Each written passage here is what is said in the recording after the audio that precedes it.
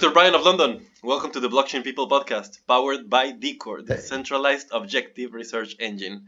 At Decor, we specialize at creating institutional-grade research for capital institutions to find the true innovators and disruptors in decentralized ledger technologies. And as you can see, we're doing this podcast to help educate the public and create an audience for the decision makers in the blockchain space. If you'd like to support this mission, all we will ever ask you to do is to hit the subscribe, follow, like, or whatever button you currently have in front of you. Today, we have as a guest Dr. Brian of London, as known on the internets. He's a Hive evangelist, an Indigenous Rights Activist, and currently running the crypto class action, which is effectively a lawsuit against a couple of small companies that you might have heard of, some of them being Facebook and Google. Brian, welcome. Hey there, good to see you. Good to see you too. And well, that's the soundbite, right? That's the big thing. So, what can you tell us about the crypto class action? Okay, so crypto class action is something that my friend Andrew dreamt up because what happened is, and crypto people seem to be blissfully unaware of this. Back in 2018, remember the last pump, the last time we were hitting all-time highs. We went through this run up at the end of 2017, and we hit January 2018, and Bitcoin was bumping off 20,000, and Ethereum was way up at I think 1,500 or so, and suddenly everything crashed, and we went into what crypto people call crypto winter. But everybody came up with all sorts of reasons why this happened.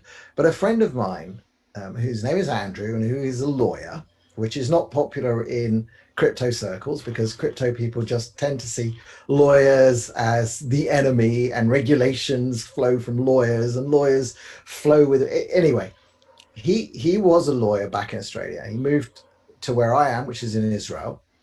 And through 2017, the end of 2017, he got into crypto in a big way, and he'd started mining, and he bought mining rigs. He was mining Ethereum and Zcash, and he was on GPU miners. He was, for a lawyer, he actually understood his tech stuff.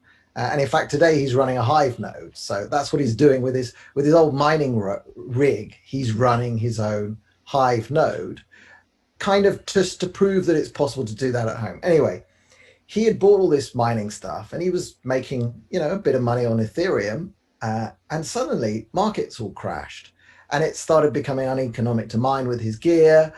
And he looked around, and one thing jumped out at him, which was that at the end of January, Facebook had had changed their rules.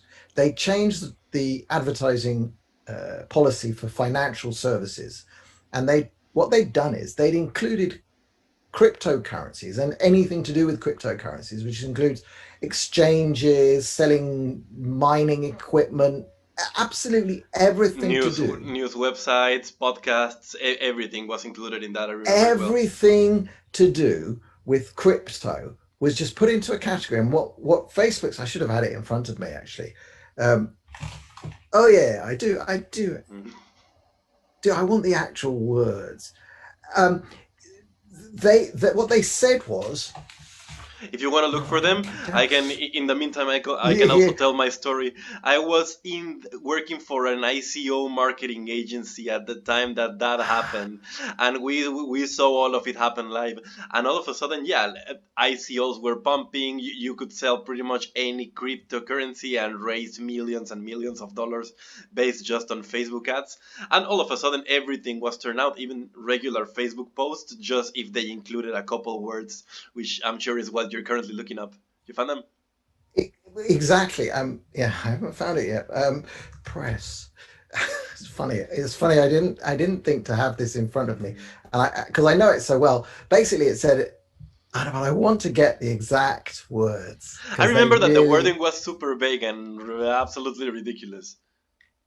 It was super vague, but it was actually also it was very, very specific. Is this the one?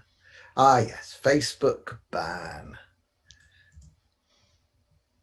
What they said was, okay, Facebook's rules for competitors, new ads policy, prohibited financial products and services. And it says, this is direct from Facebook's policy, ads must not promote financial products and services that are frequently associated with misleading or deceptive promotional practices, such as binary options, initial coin offerings, or cryptocurrency. Please click here to learn more. And then it gave some examples.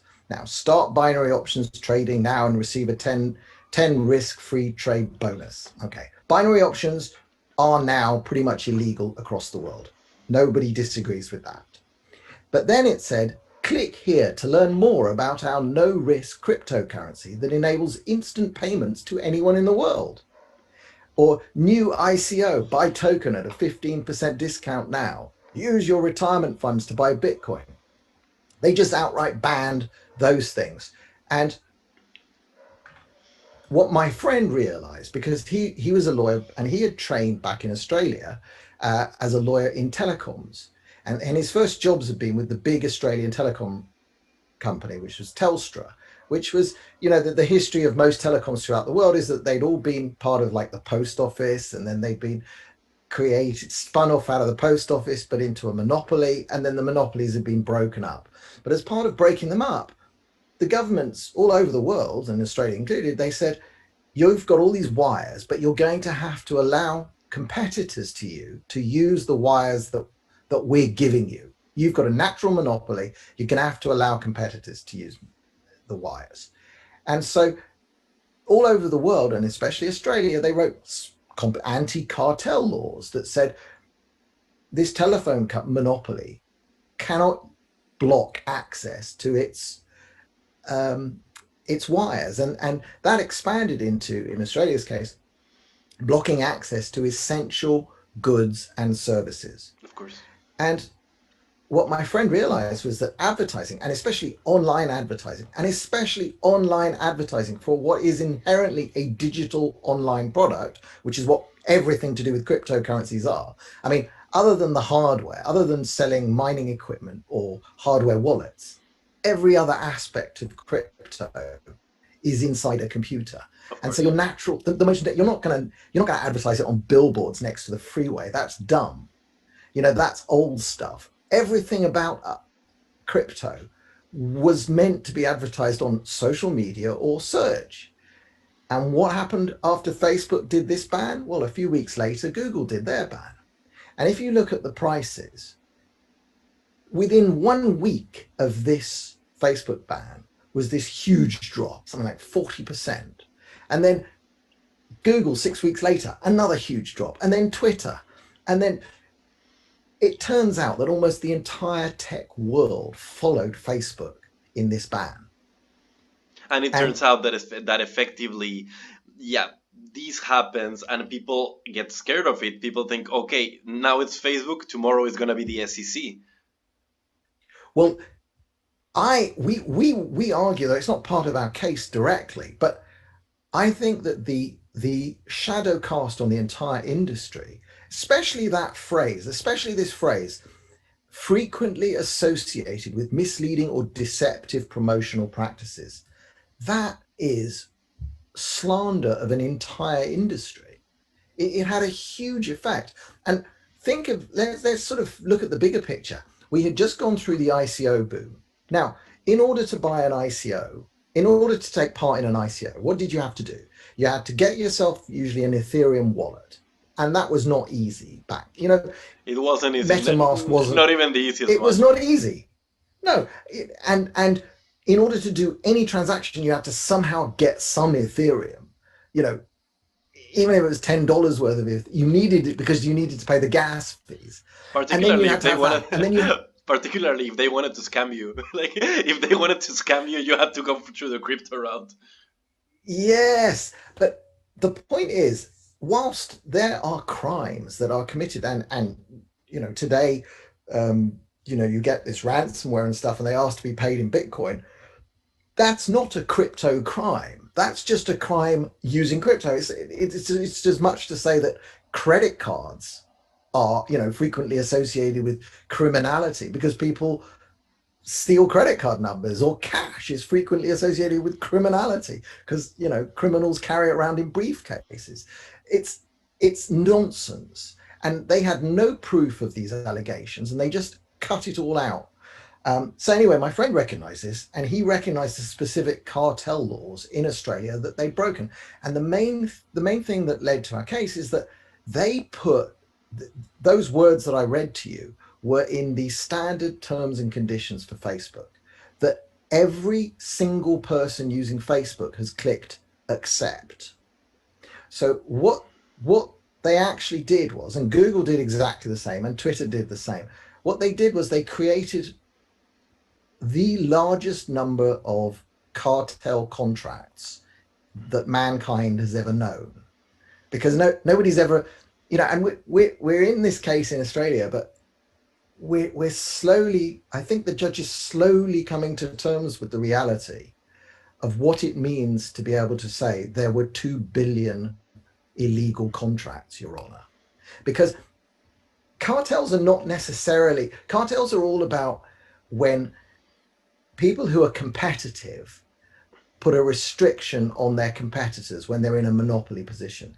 And the bit about the internet that's so, and you know, we've got through the point now where we've explained this to the judge, and it wasn't that easy.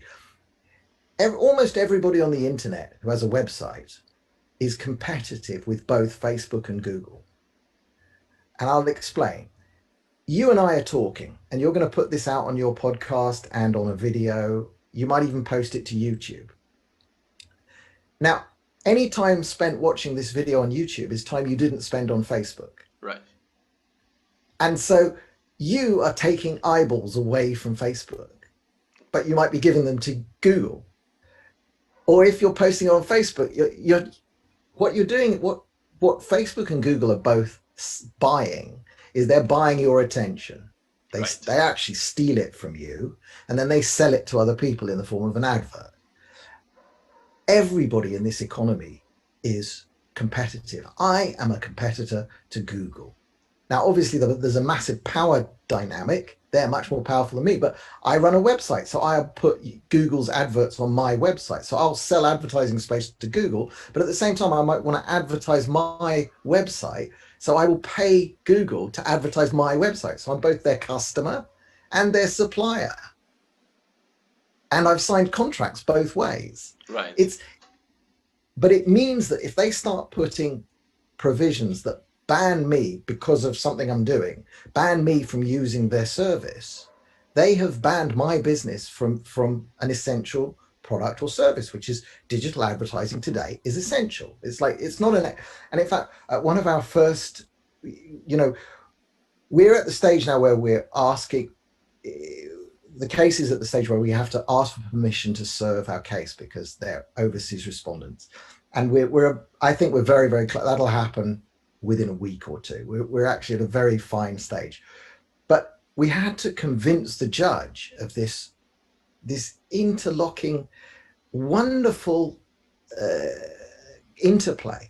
And it's something like, I'm keenly watching America, for example, because, you know, just this week, 48 states have filed an antitrust case against Facebook. And it all relates to buying of WhatsApp, buying of Instagram. It's kind of basic. It's like not imaginative law. And also, everybody's running around trying to work out who got injured. Who got injured when Facebook bought WhatsApp? Facebook bought Instagram. It's a hard one to sell. Because Instagram improved. Instagram got tons more users. My wife loves it. I can't get her off it. You know, I've pretty much cut most Facebook, and I've tried to cut most Google products out of my life.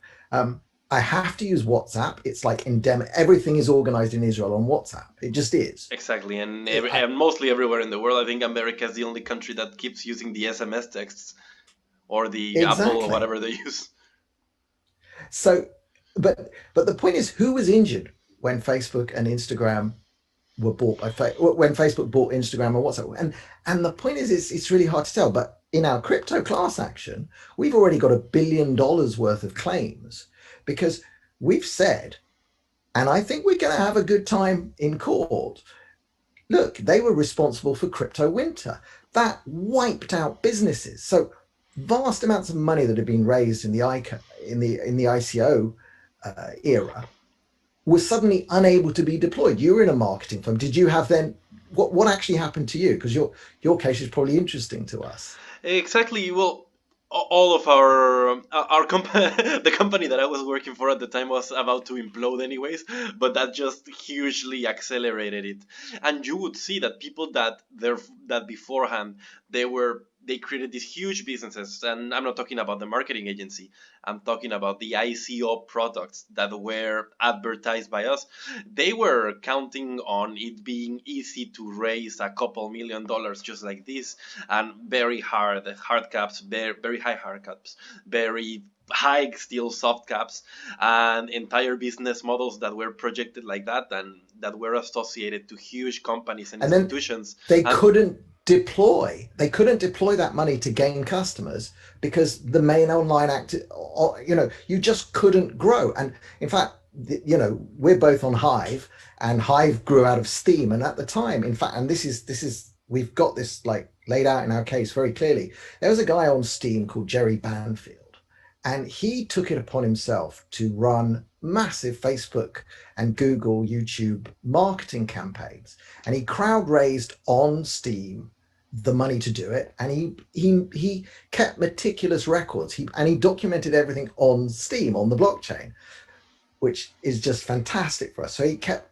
spreadsheets of how much he'd raised, how much each post had made. He was making like $600, $700, $800 a post, and he was spending that in Facebook ads, and Steam was going through massive growth. And then one day at the end of January, there's this post from him that says, "Oh, Facebook have changed their rules and I'm going to have to stop advertising on Facebook."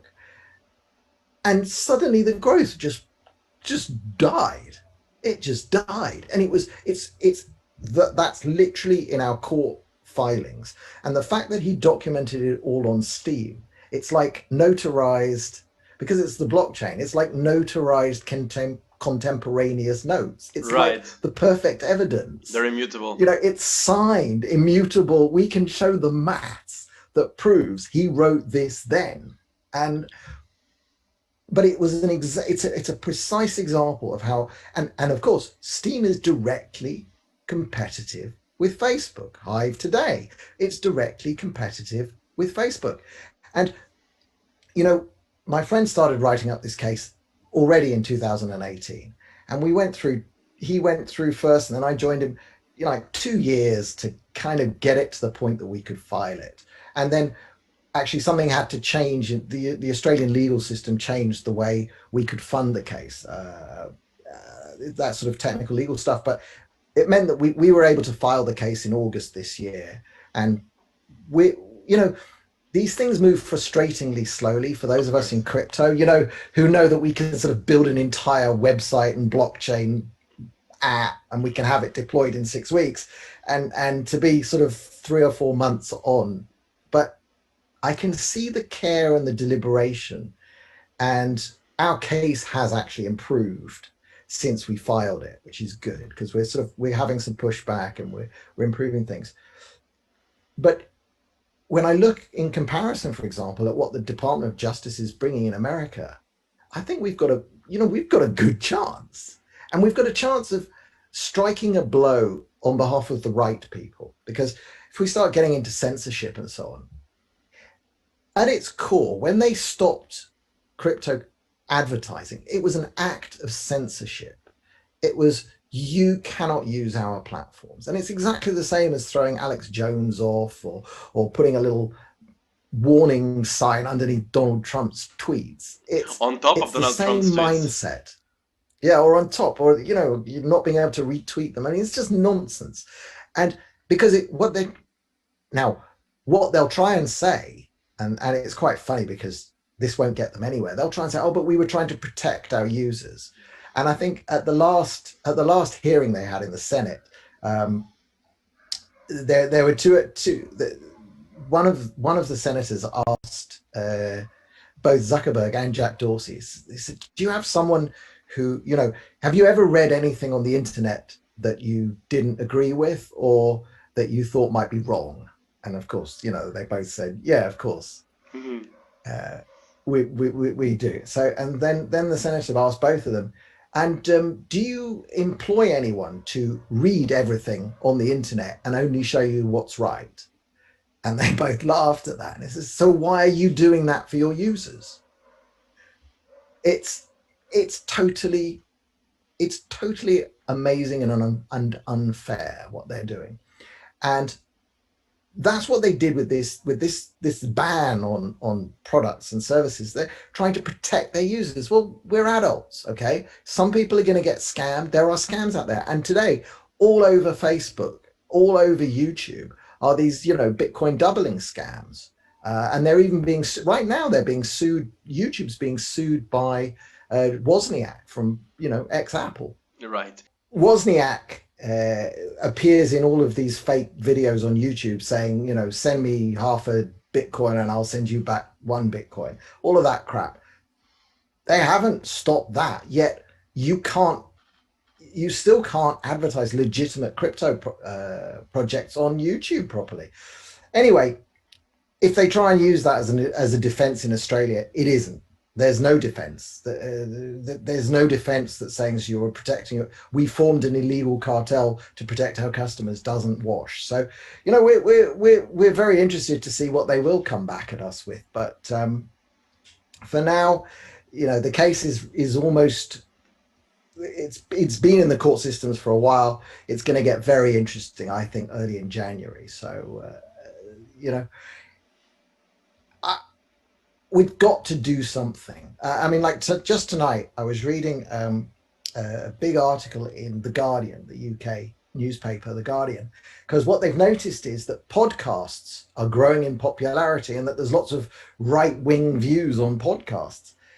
And this Guardian writer hasn't realized that podcasts are decentralized, that we host them. They're actually amazing. In fact, the other thing I've been doing recently is I've been working on, there's a revival going on actually in the tech behind podcasting. I don't know if you want to know. It's worth covering this for 10 minutes. I mean, we're podcasting here, so we might just... Exactly. So I'll just give you the brief. Podcasting was invented by 2 chaps called Dave Weiner, Dave Weiner invented the RSS feed, right? Really simple syndication, the XML. And there was another guy called Adam Curry. Adam Curry is amazing. Anyone who hasn't watched an Adam Curry video, you should after you finish watching this interview. No Agenda, actually. That's his, he's been doing No Agenda for more than 10 years now, 1,300 and something episodes with his co-host, John C. Dvorak. But Adam Curry, the way podcasts came into existence was that Adam Curry got the first iPod and he looked at it and he thought, this could be a radio. And what it would need to be a radio is a combination of RSS feeds and enclosures. And he was the one that got Dave Weiner to put the MP3 enclosure into the format of the RSS feeds. And so, and he wrote in Visual Basic or something. No, it was AppleScript. He wrote the first podcast downloader, which was just an Apple script to look at an RSS feed, hit refresh. If it saw a new item, download it and copy it to his iPod. And from that has sprung this entire industry now of podcasts.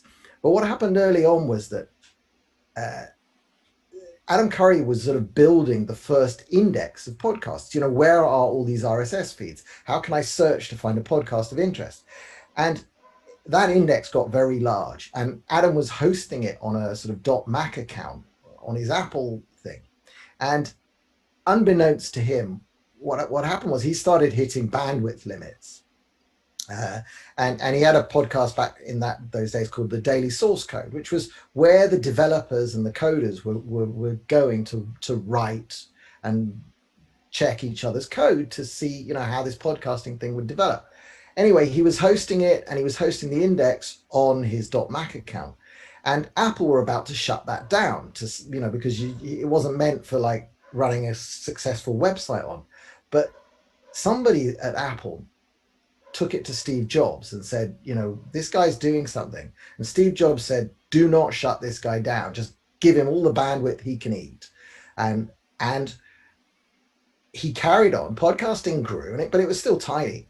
And then Steve Jobs phoned him up, and someone came on the line and said, would you mind holding for a Steve Jobs? And it led to Adam handing over the index to Apple.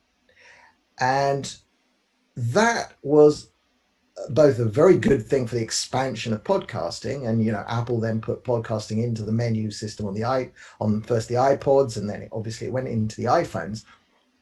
But the trouble was Apple were then the master index. And that, right. As soon as the Alex Jones banning happened, and that was a coordinated banning, he was taken off Twitter, Facebook, and Apple Podcasts, and his apps were taken off the App Store all at the same time. And that was when Adam realized we have to take back the index. And so he started building what's become now known as Podcast Index. And you can search podcastindex.com or .org? I think it might be .org. Podcastindex.org. And that is the center of a new developing, and it's for developers really, but it's how can we update the RSS format, the XML for the podcasting feeds? How can we add new features? And one of the features that they're working on, which I'm most excited for, is value for value payments while you listen. Okay. Think of this, and they've done it with Lightning. I think it can be done with Hive, and I'm working on sort of getting together the podcast player writers and some Hive people to try and get this built. But they've done it with Lightning, where you listen to a podcast, and every minute that you listen, you send 50 sats or 10 sats or 100 sats or whatever you want. But there is value going to the podcaster, and the podcaster. Right. So you put a price. You put a price on your own attention, and you effectively decide to pay it. You pay value. You see, I like supporting the independent people I listen to, because I've come to realize that the advertising economy, this economy where you got stuff for free and all you had to do was endure a 3-minute ad for beds or all the other crap we get sold. I don't know if you've got drop-in, or you've got your pre-roll, but you've got a sponsored app targeted for this audience. Right. But the idea of an honest transaction, I like No Agenda, I pay for it. I'm a knight of the No Agenda. I've donated more than $1,000, so I get to call myself Sir Brian of London, according to their system. It's much more honest, and I think it's going to take some time, but this idea that you've sold all that you gave away your information just to get free stuff or to watch YouTube videos, that has to go. Anyway, what he's built that's something that I wanted to mention very quickly. Sorry to interrupt there, but when you were mentioning about these cartel contracts and everything, one doesn't realize, and it's made so you don't realize, because the user experience is so nice and the interface is very good and everything. But every time that you're creating an account with Facebook or with YouTube or Instagram or whatever, and you're filling out your information, that information, you're not filling it so they know what to call your account or whatever. You're signing a contract and you should treat it like you're signing a contract, because that's effectively the print you're putting in these things that can be retroactively adjusted, just like it happened with billions of people with this crypto thing. That's exactly what it is, and I'm sick of that. I am sick of it. And so what they're doing, but in the podcasting 2.0, they're adding this value block. And all it is, it means that the podcaster puts just a little piece of code that says, here's my Lightning address, and you can put multiple splits. So send 98% to me, send 1% to Podcast Index because they're providing a valuable service, send 1% to the app designer or who made the app that's playing me at the moment. And this is the way that we can start having this whole ecosystem be internally self-funded. And of course, crypto is the only way we're going to be able to do these kinds of micropayments. And of course, there's issues with onboarding, and Lightning's got its own special problems with having to have a node running and so on. And that's why I think, small, we know that Hive could easily handle, a small payment of a fraction of Hive every minute. It would be just trivial, and the network's got the bandwidth and so on. So we just basically have to build a wallet combined with a podcast player, and then the podcaster will need a Hive account, which is easy. So it scales, because I don't think everybody listening needs a Hive account, but everybody who's receiving needs a Hive account. But that's the beauty of what I've come to learn about the crypto world, is that we spin up apps like this really fast. And you see, getting back to the case, we can't prove this, and we don't need to for a case. But early in 2018, Mark Zuckerberg writes a blog post, he writes a Facebook post every January saying what his goals are for the year. And in his January 2018 post, he said specifically, I haven't paid much attention to blockchain and cryptocurrency, but I think that it could be a very interesting development, but it could also be very dangerous because it decentralizes control. He said this. This is in his own writing. I remember. And at exactly the same moment, the woman who runs what became known as Libra and has now changed its name to DM, she got her job in January 2018. We've screenshotted, obviously, her LinkedIn profile. And even though they didn't announce Libra until June of 2019, she was in her job in January 2018. So January 2018, Facebook bans advertising of other crypto products,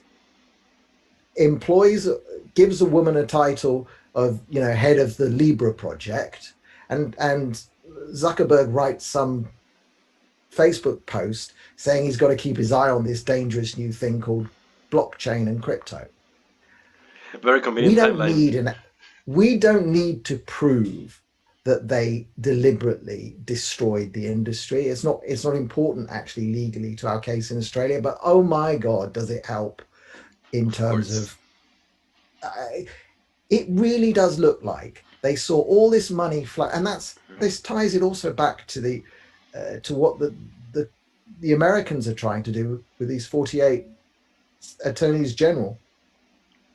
They're suing over the purchase of WhatsApp and Instagram because they're saying that those were killer acquisitions, or that they bought them to kill competition and to stop other people buying them and to keep competition down. I think what Zuckerberg did, and this is my conjecture, is that they looked around at that ICO boom and they realized vast amount of money had been deployed that they couldn't buy, because you can't buy a decentralized project like exactly the same, what we saw with Justin Sun and Steam. He thought he bought Steam. Hello, we're all over on Hive now. Yeah. you don't buy the users, you don't buy the hearts of the people. Exactly. So you could buy an ICO, but if it was a truly decentralized project, and those are the ones that are interesting, you can't buy it. And I think that they realized what a catastrophic threat to them crypto and blockchain is. And here we are, almost 3 years later. Did crypto collapse in the meantime? No, we're still here. And Bitcoin is rising back up to its previous all-time highs. And that's a testament to the fact that they tried to kill us and we're still here. But that doesn't wipe out the crime of the 2 or 3 years that they have been trying to kill us. And these monopolic predatory practices that they effectively put in that they effectively execute every single day, then how you can wipe out all your competitors by buying WhatsApp. But here you're wiping out an entire industry in order to make your own project Yeah. stronger and to, well, we saw what happened with Libra. Like, I don't think even Mark Zuckerberg himself expected the amount of pushback that he got. I think he expected some pushback, but the sheer amount of that he got, and then going into this to testify and everything. Well, how did you see that? Where you were already walking and working in the action when that happened? Oh, yeah, yeah, yeah. And in fact, uh, perhaps you can include the clip.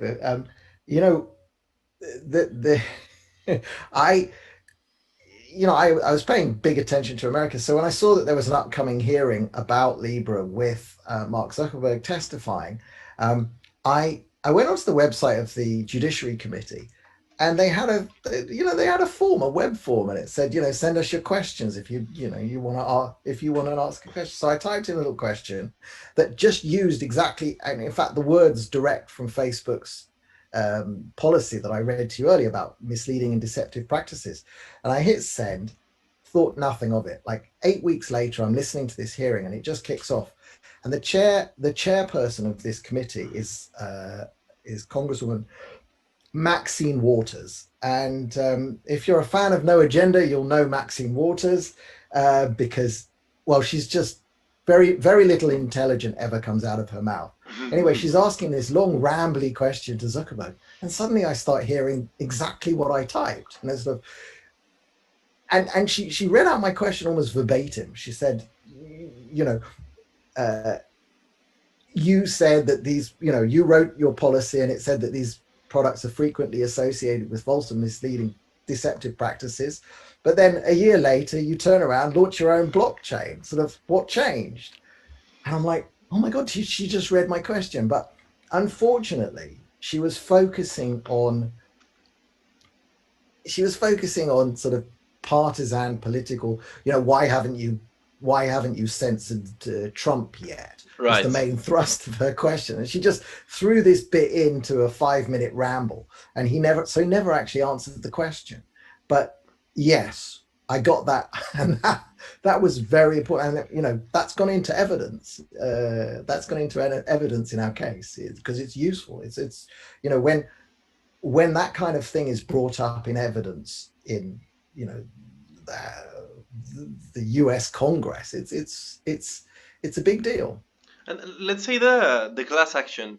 Let's say that it comes to a conservatively positive finish, right? That you arrive at striking a blow at these companies. How do you envision that happening? What would proceed in case that you effectively get the failure on your part? We're claiming a lot of money. And we're also seeking injunctions. We're seeking them to stop the behavior. Stop banning advertising of all these products, and pay damages. And the damages could be big. I mean, I'm getting ahead of myself. We're not really doing it strictly for the money, but the amount of money that we will be asking for eventually, if it carries on this way, is enough to actually cause Facebook financial damage. I mean, more than any of the fines that they've ever paid, much, much more, because that's the damage they cause. Those drops in value, and then the wiped out businesses, it is billions. And in fact, it's hundreds of billions. And there's even more favorable status in Australia to do with lost business opportunities. But it's possible, it's possible that we'll arrive at a point where they're asking us to settle for, and the amount that we're asking for is enough to cause them some financial damage, to, take away some of their power. And more than that, we would then be handing that back to the crypto world, to people who have valid claims. And we'd love to do that, by handing out Hive or handing out Bitcoin, which would mean we'd have to buy lots of Bitcoin. So there'd be a sort of a positive effect for the entire industry if we suddenly were placed in a position where we had to distribute billions of dollars, and we'd want to distribute it via crypto, of course, because you know, that's who got damaged. And how would you? I mean, I don't expect you to have this the whole system already drawn and ready to execute, but how do you? How do you think you could work out a system where people make their claims for what they lost during this crypto crash? You know, we've got the details of a certain number of our claimants to us to we've got a sort of a base level and then increasing levels depending on how interesting their claims are and whether we've used the condition them exactly. But what actually would happen is we would fight this through, my friend and I, and eventually we'd get to a point where we would take on a large, you know, once it's clear that you're going to win some significant money, you hire a proper law firm in Australia who would have to do the legwork, and it would be a matter of laying out what sort of damages you know what sort of if you'd had business losses or if you'd had realized capital losses, so you bought Bitcoin and sold it in the trough or sold Ethereum because Ethereum's still way underwater. Um, those kinds of losses, we absolutely believe people will and if you've got the keys, you can show, you know, if you've got the keys to an Ethereum account and you can show that you bought and you sold in the requisite period, it's all there on the blockchain. We think it'll be pretty easy. In fact, we might even be able to automate finding who gets damages. Right. It's, you know, everything happens on the blockchain. It's in public. That'd be the greatest airdrop ever. It would be the greatest airdrop ever. And you know, even people who didn't claim would probably benefit because it could well be lots. Anyway, it's Yeah. that's too far in the future. I think the point is to make a blow, to try and show that Web 3.0, this decentralized, non-centrally controlled, not based on selling of personal information, that economy needs to fight back, and we need to strike a blow. And don't forget, Google's, you know, actually, we started off saying that we were going to sue Facebook, Google, and Twitter. We took Twitter out. Twitter is still in the paperwork. In fact, we've added a whole bunch of others to the paperwork. They're all potential targets actually down the line, but it was Facebook that started this. It was Google that came in very quickly afterwards. And we can see, if we look around our digital world today, I don't think Microsoft is without blame on anything, but Facebook and Google, their business models of selling all your information, it is bad news. It's bad news, and and you know what they've done now in the American election and Twitter too, the censorship, you know, this whole Hunter Biden story that was completely crushed in the final weeks of the election, and suddenly now it's okay to talk about it. Right. Right. Who made them that powerful? And the trouble is, America's got great laws about restricting what the government can do. You know, the First Amendment is a restriction on what the government can do. In fact, all of the Americas, you know, the American Constitution is restrictions of what government can do. But as soon as it's private companies, they can do whatever they like, and that has got to change. And I think our little case in Australia is part of starting a wave outside of governments, because, you know, let's not wait for government to do all of this. Let's not wait for the American government to change Section 230 or all the other nonsense. We can privately strike a blow. When they don't, they've shown that they do not know how to deal with these tech companies and with the power that they've acquired, and that the system moves way slower than them, and that they're always one step ahead. So I think in this case, it's very good to start outside of the Americas, and Yes. it. Well, that's one of the reasons, you know, Australia. Firstly, my friend is from Australia. So he's a lawyer who grew up in Australia. He understands the Australian law, and the Australian law suits us, and it's perfect for this. Plus, Australia allows us to sue in Australia on behalf of worldwide plaintiffs. Don't be confused. We're not suing Ah. about only about Australia. We're suing about everybody in the whole world who was damaged by activity carried out by Facebook and Google in Australia and the whole world. I mean, there's a funny right now, just like everywhere else in the world, the Australian government is suing Facebook over the 2016 Cambridge Analytica scandal. You know, that Right. everybody's personal 200,000 Australians had their personal information given to Cambridge Analytica. Again, another crime that none of the victims really give a damn about because, have you ever met anybody who's like crushed by the fact that Cambridge Analytica had their data? I don't think so. It's like if you put it in Facebook, I'm sorry, it's gone. Anyway, that's what the Australian government is fighting this case, and the first thing they had to do was prove that Facebook America does business in Australia in the relevant period back in 2016, and they went through some big long legal backwards and forwards, and then they had a 3 month. They waited 3 months over the summer for a judgment, and eventually they got the judgment saying that Facebook did do business. Facebook America did business in Australia based on cookies and caches. And we need to prove the same thing.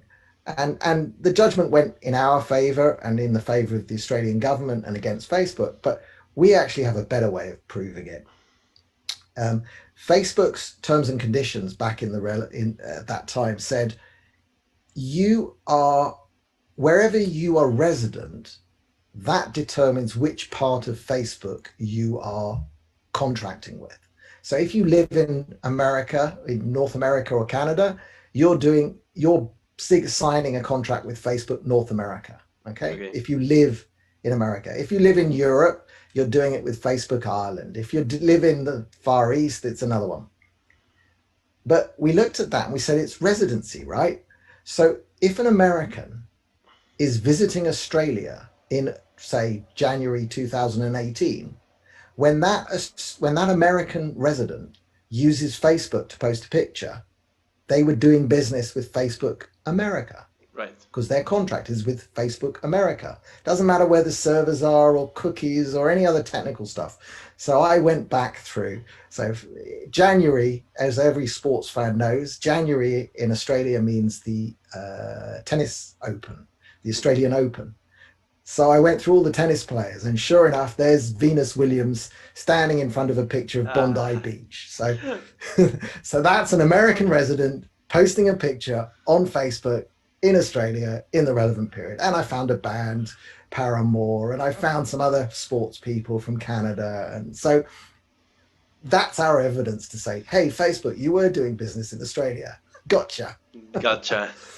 That's amazing. And if it would have happened that tennis tournament, whatever, you could have gone to a hostel and you found like a bunch of people from everywhere. Well, it's actually Facebook, and again, Facebook systems are horrific. In order to, there is no way actually to jump to January 2018 for a particular. You have to just hit the scroll wheel until you get back there. And they're making money on that.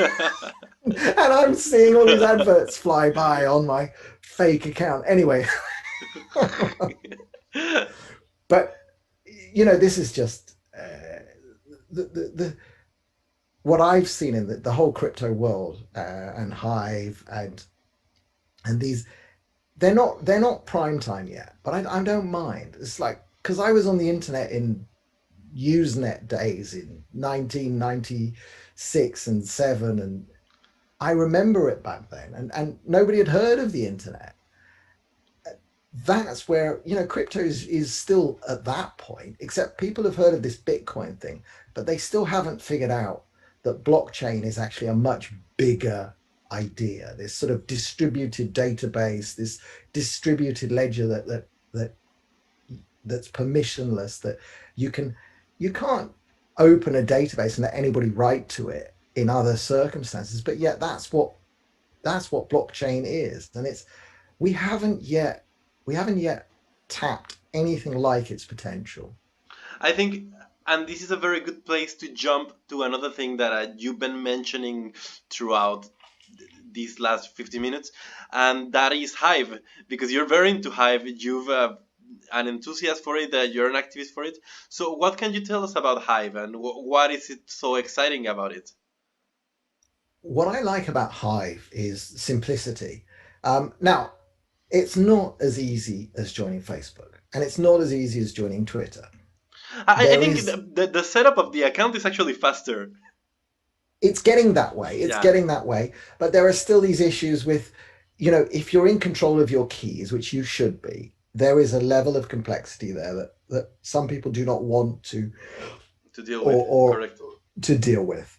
But the fact that the one thing is, once you are in control of it and you suddenly realize you can send 0.001 Hive to someone and they can send you 0.001 Hive and there's no gas fees. Because I mean, everything I've ever done on Ethereum, I have hated the experience of it. Setting up my MetaMask wallet, it's pretty darn good. Their iPhone app now is pretty good, but I can't abide the fact that I have to spend $5 when it's busy to send. Just Yes, it's ridiculous. it's annoying.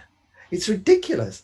And the other, Hive, genuinely, and I went through the whole Steam to Hive transition. In fact, Andrew, my sort of lawyer friend who we're doing all the work together, he was very involved in writing some of the, when Justin Sun came in and what he did and the action that led to the split from Steam into Hive, that was gross illegality. He broke laws. Justin Sun definitely broke laws. How it will play out in the courts, because explaining this stuff to courts is very difficult, but Hive is properly decentralized. I think that there is a group of enthusiasts running it. You can't put your finger on, obviously block trades is very important and is a sort of founder big presence, but the system itself is resilient. And I can't foresee how anybody could censor it. Okay, I understand there's arguments about sort of big whales being able to downvote stuff, and front ends reserve the right to hide whatever they don't want or not. But you can spin up your own front end without too much difficulty. You might not be technical enough, but you can find someone who can build you your own system with Hive as the back end. And once Hive is the back end, the database can't be taken down. You can't get a subpoena from the American government to say remove this, because we really don't know how to do that. Right. And that's the only thing I think that's going to protect us in the future. And if we do, if America does go into who they think that they've elected at the moment, let's not get you demonetized or cut off YouTube. I think we already are. I think it could be very dangerous. The free speech could well take a hammering in America. It already has, because nobody's going to be a check on YouTube and Facebook from censoring everybody. We had Matt and that's Starkey. Why I like Hive. We had Matt Starkey here on the last episode just before you. So yeah, we did a rundown on everything that Free Speak is doing to combat to combat censorship and to promote free speech and to use the blockchain for this. They are using Hive as of now, so that's a use case. I uploaded my last video. I uploaded a video this evening to Free Speak. brianoflondon.me is my site, but if you look at Brian of London on Hive and on Twitter and on Free Speak, I'm there, and that's where all my stuff gets posted. I was thrown off Facebook, a year and a half ago, because of an involvement with someone from the UK who the government just deems to be an enemy of the state. And my involvement in his page was enough to have my whole account deleted. I know who you're talking about. Do they have a algorithm set up so we cannot say his name without getting demonetized or something like that? Or doesn't it go that? Probably. Yeah, I'll say it if you don't mind. Go ahead. Please go ahead. So I've known this guy Tommy Robinson in the UK for a long time, and he came to prominence leading a street protest movement, and what they were protesting against was Islamic violence in England, and specifically against grooming gangs, which is a sort of euphemistic term for rape gangs. And there's been a huge problem in the UK of gangs of very much predominantly Muslim men taking girls. Anyway, he rose to prominence protesting against this. He's been imprisoned I don't know, 4 times now, 5 times. The charges are all very, very poor. In fact, the last significant time he spent in prison was for actually live streaming outside a court case. And they got him for a contempt of court case. There, first they imprisoned him, then that first imprisonment was quashed. He was let out on appeal, but then they recharged him and finally got him put away for again. But I mean, crazy. And he was held in Belmarsh prison, which is the highest security prison, for a contempt of court. He was Anyway. He's been hounded off all social media, Facebook, Twitter. He's still got a YouTube channel, but it's throttled massively. But I helped run the Facebook page for a while, and literally overnight, one night, Facebook took down the page. In fact, they lied about him. They said, and this is he at that point he had 1.2 million followers on Facebook. It was 24 hours after he'd released a particularly amazing video that destroyed the career of a BBC journalist who had tried to destroy him.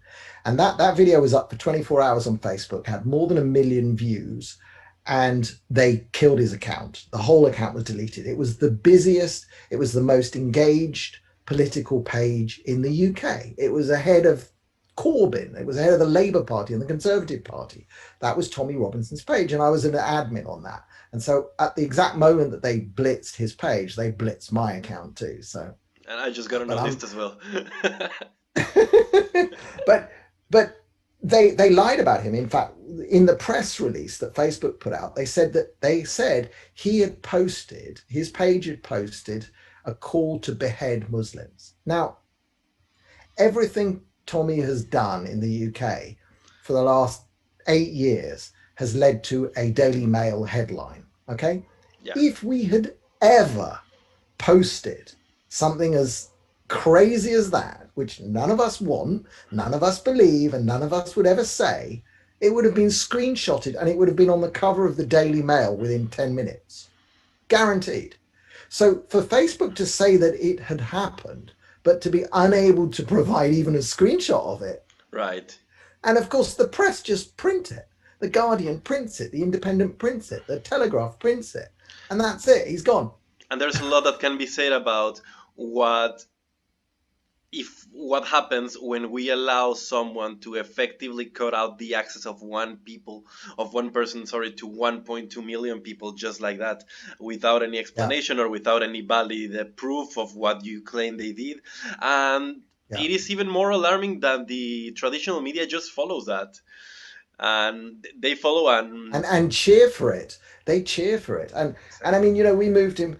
I put him on Telegram, and now he's on Parler, and he's on Hive and ThreeSpeak. And, I don't think that the popularity is diminished. I actually just think that the Facebook numbers were overinflated. I don't think the popularity has gone down. So in the end, I don't think any of this censorship is going to work the way they think it's going to work. I think it's just going to accelerate the creation of the alternatives like Hive, like all the other systems we're seeing. Now, I'm not a big fan of switching to things like Parler and, what's the new Rumble is the new video site in America that they're all talking about, because again, fundamentally they're centralized. That's why I like what Matt's doing with ThreeSpeak, because there's two components I want to see in the future. I want to see decentralized storage and decentralized metadata, which is exactly what ThreeSpeak is heading towards. And also this concept of value payments, of no middleman, no advertisers, just direct reward. So instead of me having to sit through a bunch of ads and knowing that my information was stolen, I want to directly pay for what I'm watching. And the mindset for that will come. It will start slowly at first. 0.5% of people will think that way, then 1%.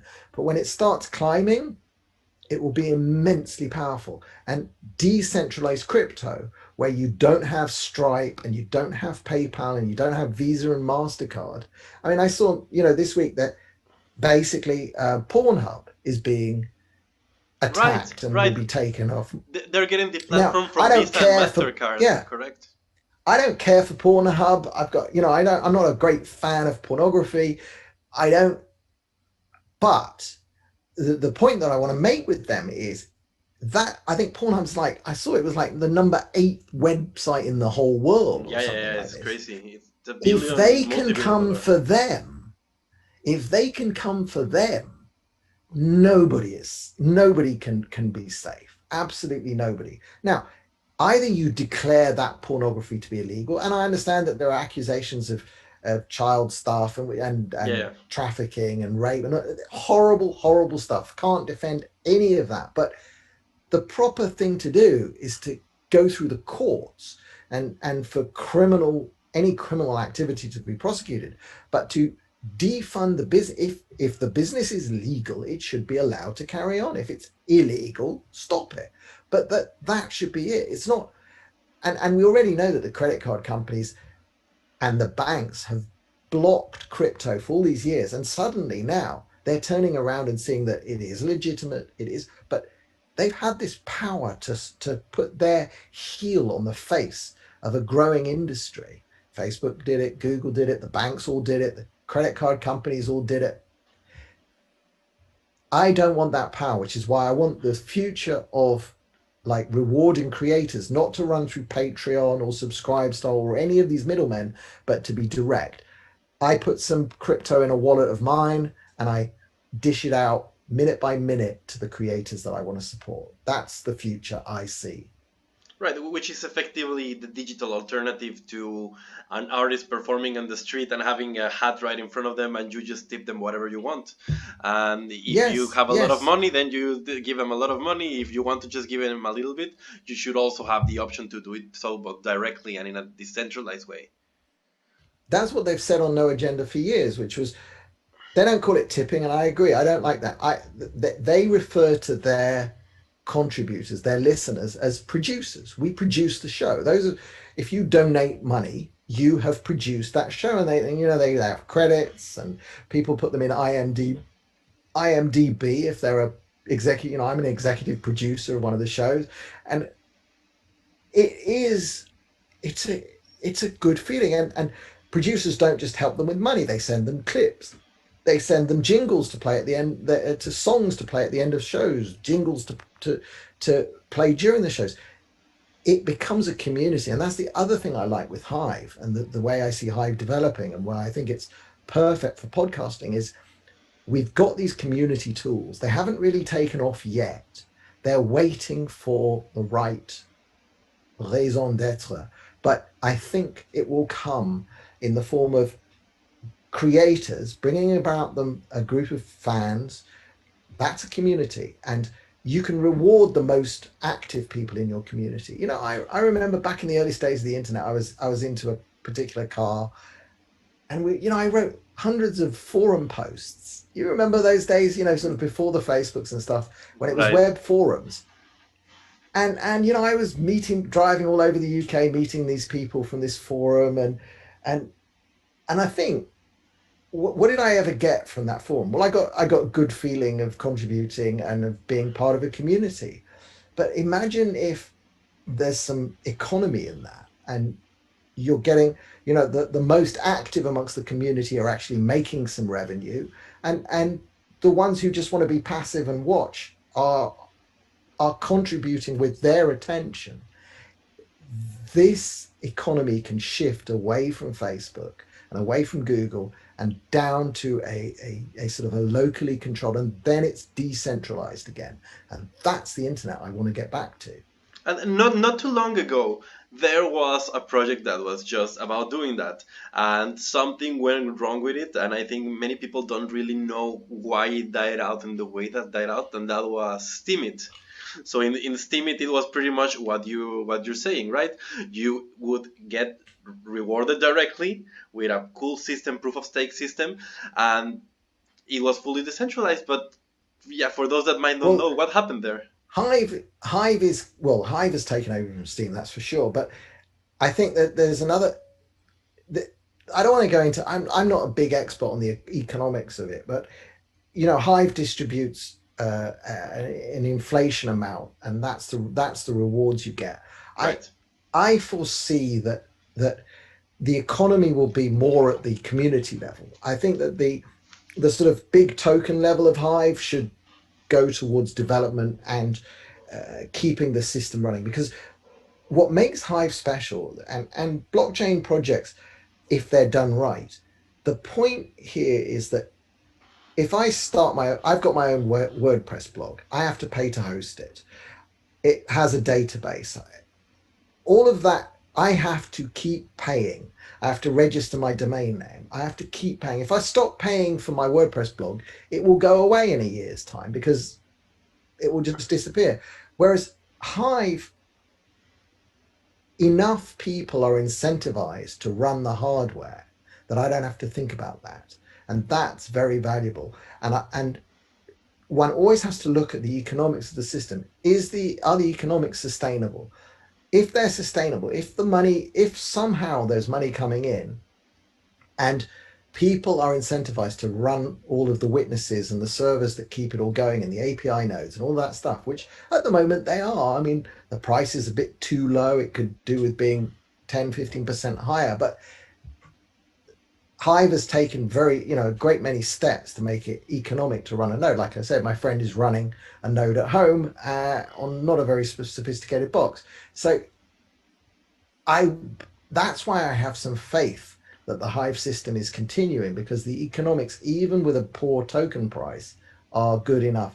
And I think what can happen is if we can, with the work that ThreeSpeak are doing, for example, and white labeling, to give certain content creators who are getting pissed off with this censorship on YouTube and Facebook and these other places, give them a white label site that's theirs, somewhere to build their own community that they own, because they hold the keys.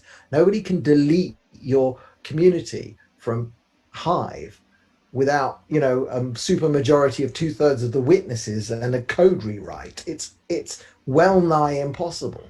Right. And I would never, for example, I think I was involved with Tommy's Facebook page when it was around 150,000 people. And I was posting all the way up to more than 1 million. What a waste of time. What a waste of effort. How much money did Facebook make from that? It makes me sick, actually, how much work I did to make Zuckerberg richer. And I can assure you that is one of the driving things that makes me happy to be suing them. That's yeah. Then you think about that, and then you think about the content that you're putting out and who you're making rich, and yeah, and Exactly. and they haven't I never enabled us to earned a survive penny. this far, yeah, this Yeah. far. But you never know. Man, I think this Yeah. is a very good place to wrap this talk up. I wanted to ask you, if people would like to contribute to support the crypto class action, what can they do in order to do so?